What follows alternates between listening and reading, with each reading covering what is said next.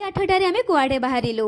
नमस्कार जय जगन्नाथ मु मिथिका मु आपण माननकु वेलकम एंड वेलकम बैक करोछि मोर आउ गोटे मिनी ब्लॉग रे। काली मु स्वामी का आगे जिद करथली जे मते आज बाहर को बुलेबाकू नब तमे नब नब कहिकी जमा भी नौन। तो स्वामी कहले हो तमे रेडी हो आज आमे बुलिबाकू जिबा।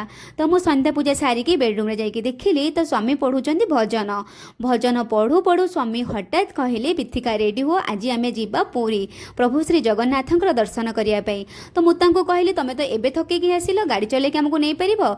तो सी कहले तुम जमा चिंता करनी आम निश्चय जीवा। तो आम रेडी सेडी होकर बाहरी पड़लु पुरी अभिमुखे।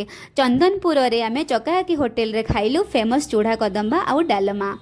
कृष्ण को जय जगन्नाथ। जय जगन्नाथ। प्रभुंको कृपारु प्रभु श्री जगन्नाथ माता सुभद्रा एवं बलभद्रंकर भव्य दर्शन कलु।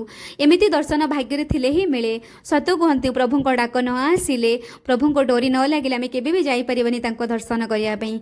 जहाँ आज मो अंगे निभेची अंगे अनुभव करिछि। समस्ते भक्ति भाव रे लिखंतु जय श्री जगन्नाथ जय श्री जगन्नाथ जय श्री